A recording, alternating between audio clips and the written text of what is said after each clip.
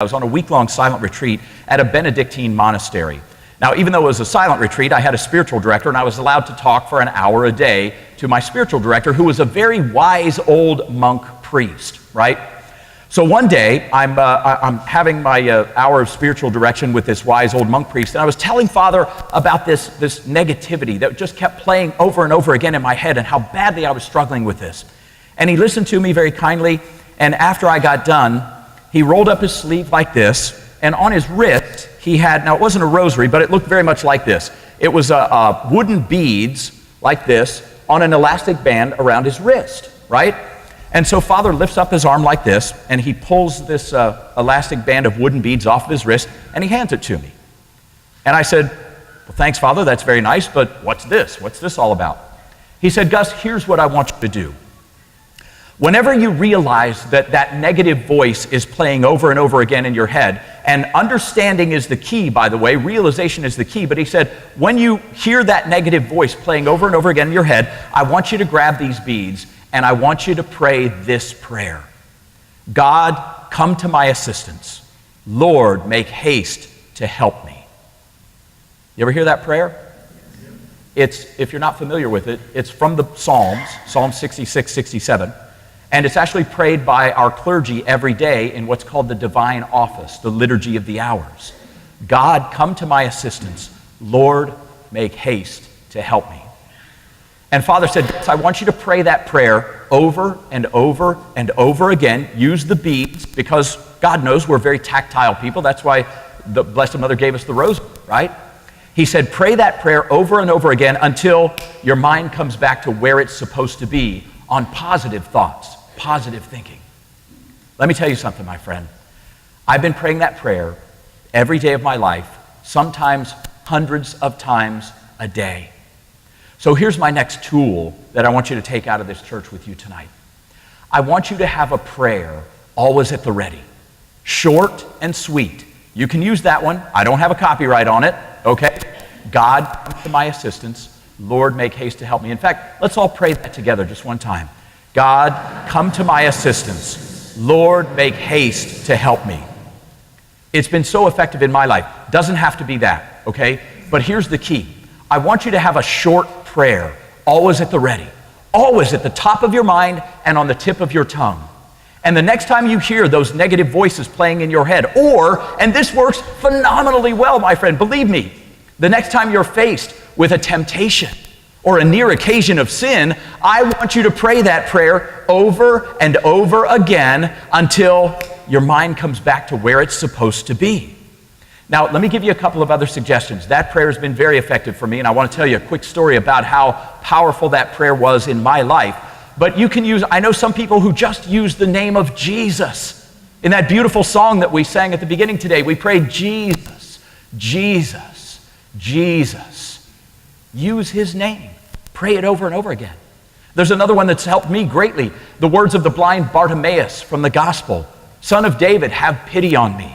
Whatever it is, make it short, but always have it right here and on the tip of your tongue, ready to pray at a moment's notice.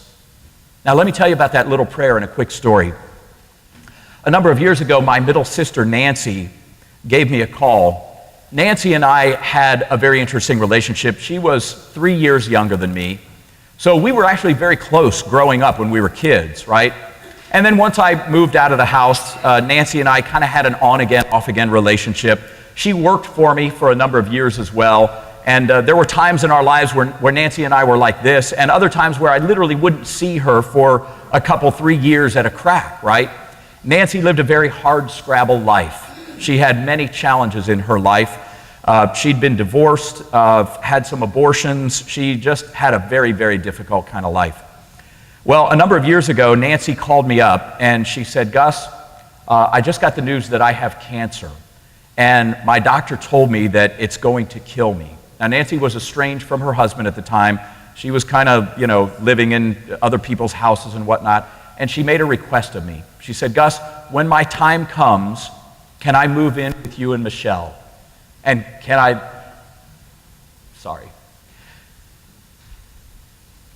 live out my last days with you? I, being the big magnanimous guy, said, "Oh, sure, Nancy, no problem at all. You just let me know whenever you're ready." So Nancy then disappeared off my radar screen for a while. She started going to chemo, and for a very brief period of time, she got a couple of good PET scans, and she thought that she was cancer-free. Well, that lasted a very short time. Nancy's cancer came raging back. She had small cell lung cancer. And one day I got that fateful call from my little sister Nancy, and she said, "Gus, do you remember that deal that we made last year?" And I said, "Sure I do, Nancy." And she said, "Well, it's time." And I said, "Come on, we've got a room for you." Nancy came to move in with us. We had hospice come in. And just as Nancy was in her final days, there was a period of time where she was in and out of consciousness, mostly out of consciousness. And, we knew that she was ready to pass away. We actually had taken her by this time to a hospice house. And I remember one day, as I'm sitting next to Nancy's bedside, and I'm just holding her hand, and she had been unconscious for a couple of days now. And all of a sudden, now Nancy and I, during the time that she was with us, because she spent a number of months with us, and Nancy and I would sit on the porch on my patio and have these long discussions about life and death. It's amazing, and you've probably experienced this before yourself, how much clarity one gets when one gets near the end, when you're facing your own mortality, and how the picture comes in so much more clearly about life, right? So I taught Nancy that prayer, "God, come to my assistance. Lord, make haste to help me." And Nancy and I would pray that prayer together every now and again. Well, on this fateful day, when Nancy had been unconscious for a couple of days, and I'm sitting next to her holding her hand, all of a sudden, Nancy sat bolt upright, and her eyes got as big as saucers, and she began to get into this panic. She just came out of this, out of her unconsciousness and began in this panic mode and started mumbling incessantly. And I could tell that she was just as frightened as could be. And so I grabbed her by the hand. I said, "Nancy, say the prayer with me. Say the prayer with me. God, come to my assistance. Lord, make haste to help me." Say it, Nancy. "God, come to my assistance. Lord, make haste to help me." And she began to pray that prayer with me over and over and over again until Nancy finally calmed down and she quietly fell back asleep, out of consciousness. 2 days later, my sister Nancy passed away. And those were the last words that I ever heard from her. But I know that through that small prayer, Nancy died in peace and in a state of grace. So have that prayer, whatever prayer it is for you, always at the ready, and teach it to others. Tell others about this, because I can tell you, if you remember the first night of our mission, that'll be a seed of grace that will live on forever, eternity. Okay, the last thing I want to talk about positivity here. When I first started down this road and I first published Magnetic Christianity, I had some people that said to me, "Well, Gus, this sounds awful new agey. This whole thing about, positive thinking and the power of positive thinking sounds awful new agey to me, and I'm just not sure that I'm buying into this." And I said, "Really? Well, St. Paul actually had something to say about this." "Oh, really? And what did St. Paul have to say about this?" I said, "Well, let me tell you. In Philippians chapter 4, verse 8, let me tell you what St. Paul has to say about this idea of positivity and having a positive mental attitude. Philippians 4:8, St. Paul says this, "Finally, brothers, whatever is true, whatever is honorable, whatever is just, whatever is pure, whatever is lovely, whatever is gracious, if there is any excellence, and if there is anything worthy of praise, think about these things." You think that St. Paul wanted us to have a positive attitude? I sure do. Positivity, the first attribute of the magnetic Christian. Okay, the next attribute of the magnetic Christian is enthusiasm. I always like to tell you a little story about enthusiasm, about my favorite television character. No, it wasn't Gilligan, although I can still sing the song from heart, right? You probably could too. No, my favorite television character actually was a guy that you never saw in a soap opera. You never saw him on a drama. He wasn't on any comedies. In fact, he was a guy that probably made more appearances on TV than you would ever recognize. It was a guy by the name of Billy Mays. Anybody recognize that name? I'll tell you, if you don't know Billy Mays, let me show you my Billy Mays impression. You'll get it right after this. You ready? "You have got to get some OxyClean." Billy Mays was the OxyClean guy. Why was Billy Mays? Billy Mays sold billions, with a B, billions of dollars worth of cleaning products. Now, why do you think that was? Was it because Billy Mays was the handsomest guy on TV? I don't think so. If you remember Billy, he always wore this blue shirt. You know, he's a blue-collar guy. He had a big bushy beard, kind of overweight and disheveled, right? Was he the smartest guy on TV? That may be arguable as well. No, Billy Mays sold billions of dollars worth of cleaning products because Billy Mays had so much enthusiasm for OxyClean. So here's my next question for you. How much do you think we could change the world if we could harness 1% of the enthusiasm that Billy Mays had for OxyClean for our Catholic faith? Do you think we could change the world? I sure do. We should be enthusiastic about our faith. Now listen, I know everybody can't be like me and bouncing off the walls all the time, right? And I hear people all the time saying, oh, but Gus, I'm an introvert. What am I supposed to do? Who cares if you're an introvert? You can still be enthusiastic about your faith. So here's my next tool for you. This is something that I talked about on night 1 of the mission, and I just want to explain it one more time. We just got through Easter, right? Happy Easter, by the way. We're still in the Easter season. What a blessing that is. Well, you know, people, and I ask this question, when we talked about these people in our lives, our family members and our children, our grandchildren, our siblings and whatnot, who don't go to Mass anymore, who don't go to church anymore, who don't practice the faith anymore, it breaks our hearts, right? So my next tool for you is this. When's the last time you invited someone to go to Mass with you? And I'm not talking about badgering or cajoling. I'm just talking about inviting them. Why? Because you're excited. You're enthusiastic about your faith. I'll tell you a little story about this. Many years ago, I went to see a movie. It's a movie that I would be very surprised if anybody in this room saw. It was a movie called 7 Days in Utopia.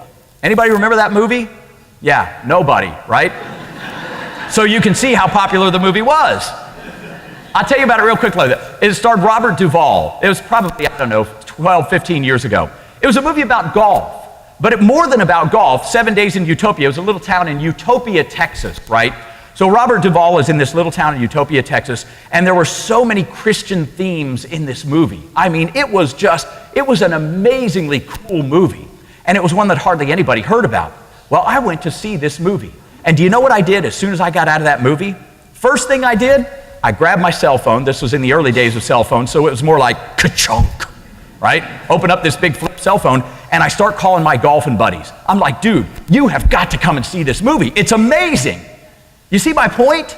I was so excited about a goofy movie that I began to call people and invite them to come to this movie.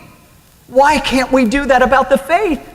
Look, we have Jesus. Body, blood, soul, and divinity right here on our altar. We get to take him into our body. Why are we not more enthusiastic about this? Enthusiasm, the second attribute of the magnetic Christian. And again, you don't have to be bouncing off the walls like me, but if you're truly excited, if you're truly enthusiastic about what God is doing in your life, why don't you tell somebody about it? Be enthusiastic about your faith, because I can tell you this much, my friend, just like Billy Mays and his OxyClean, enthusiasm is contagious. The next attribute of the magnetic Christian is friendliness. You ever hear the old saying, cleanliness is next to godliness? I believe that was actually made up by a teenage boy's mom. I think it should be changed, though, actually, to friendliness is next to godliness. Friendliness is next to godliness. You see, to be a good friend, and I like to tell a story about this. There's an old saying that goes, to make a friend, you gotta be a friend, right? So the one thing I want to talk about briefly about friendliness is simply this. Good friends are good listeners. Good friends are good listeners. And as magnetic Christians, we need to be friendly. We need to be good listeners. Have you ever had a relationship with somebody where they do all the talking? I mean, they're just constantly, incessantly talking about themselves. That's usually a relationship that doesn't last very long, isn't it? But I will tell you this much. A good listener is a good friend. So I want you to work on your listening skills. They're really very easy to do. Let me tell you a little story about this. When I first started in radio back in 1979, when I would have people on the radio with me, I was a terrible interviewer. I was just terrible. And I couldn't even figure out why. Well, I told you the story too, because it was all about me back in those days, right? Until I finally learned the reason why. I was a terrible interviewer because I was a terrible listener.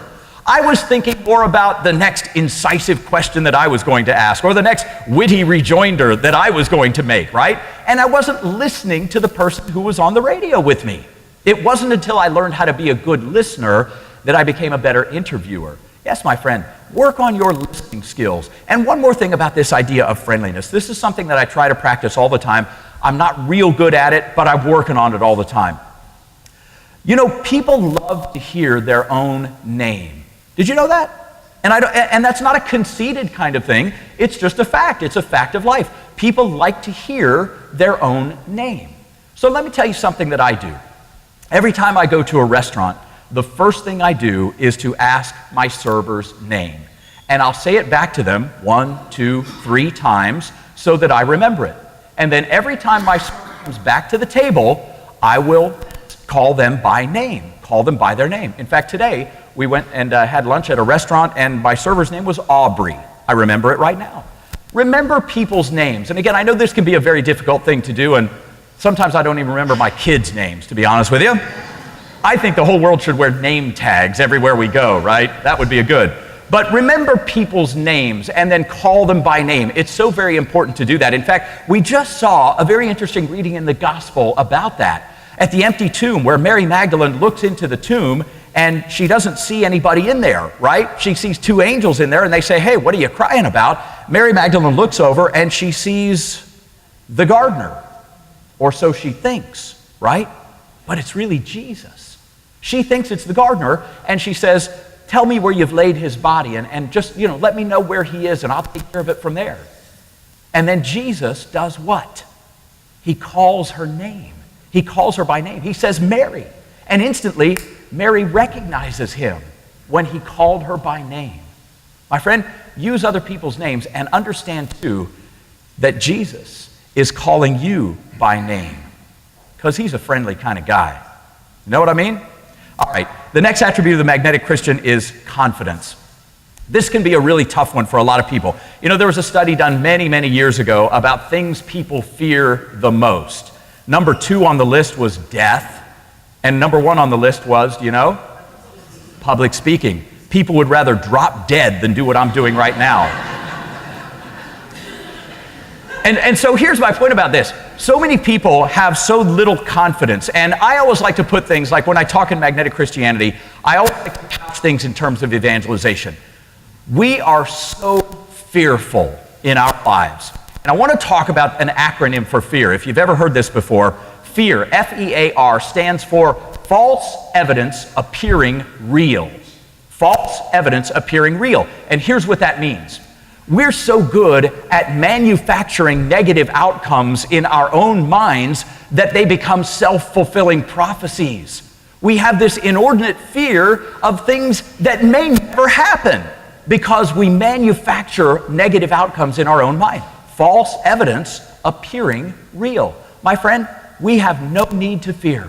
And the scriptures are filled with ways that we should practice our faith in full confidence. Psalm 27 says, "The Lord is my light and my salvation.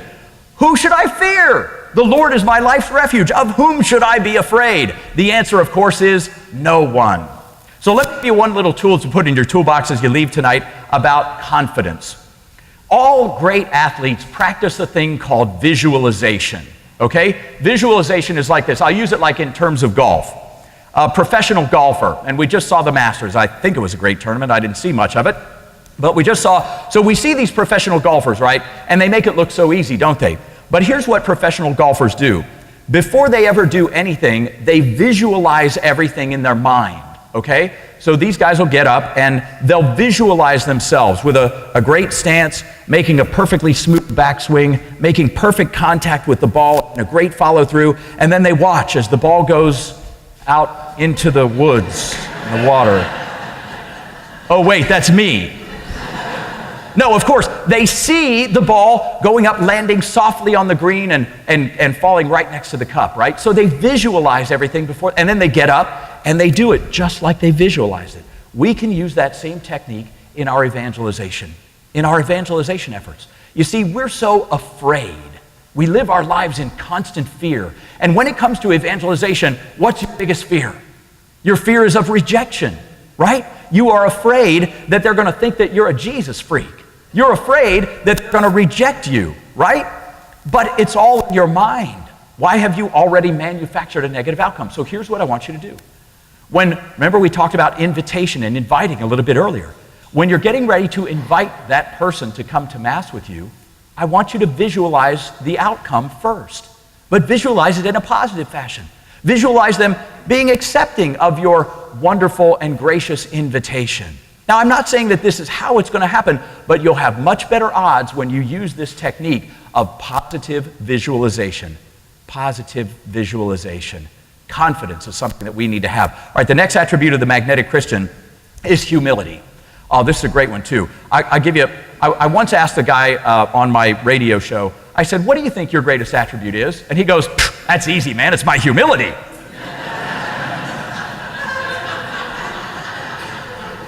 Sort of shot that one in the foot, right?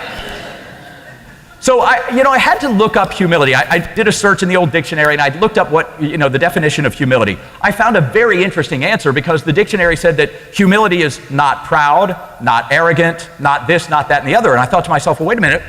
It's telling me what humility is not, but it's not telling me what humility is, right? So I had to come up with a definition of what I think humility is. Here's what I came up with. The humble person is other-centered. The humble person is other-centered. If I were to ask you, anybody on planet Earth in your lifetime, who would you point to as maybe the greatest example of humility? Who do you think that would be? Probably a lot of people would say Mother Teresa, right? I know that I would. St. Teresa of Calcutta. Why? Here's this little nun who's 4 foot nothing, and kings and princes and presidents and everybody in the world wants to be near her. They want to get next to her because of her great humility. You see, St. Teresa was so humble because she was so other-centered. She went into the mean streets of Calcutta, something that I would be just fearful as could be to do, and she ministered to the sick. She could ask anybody for anything, and because of her great humility, they would give it to her, right? She was always other-centered. And that's how we need to be as well. We're always looking out for number one, but if we're truly humble people, we're going to be looking out for the other. So let's always think about that. The humble person is other-centered. The next attribute of the magnetic Christian is honesty. Oh, this is a good one. And I like to talk about this in terms of the prosperity gospel. Anybody ever hear that? The prosperity gospel is when somebody says, well, if you just put enough money in my basket here, then God is going to give you that big house on the hill and that nice new Mercedes-Benz and that fancy little suit, and you're going to be dressed and you're going to be the best dressed, and God is going to bless you mightily. Amen? That's the prosperity gospel, and it's straight from the pits of hell, straight out of Satan's mouth. I kid you not. I'll tell you a quick story. Many years ago, I was in Oklahoma. I was getting ready to speak at a Catholic men's conference. I get up very early in the morning. I was outside of my own time zone, so I'm up at like 4 o'clock in the morning, right? In my hotel room, I turn on the TV. I'm fishing around looking for sports and local news and stuff, and I come across the dial of this television preacher, right? And he's got this little TV set. I don't know if it was a church or whatever. And this guy was preaching the full-on prosperity gospel, man. And I'm just watching this guy like fascinated, and the camera pans in real tight on him, and he goes, I want you to pray with me now. And the camera pans right in on him, and he squishes up his face in his hands, and he goes, Lord, we want more stuff. Lord,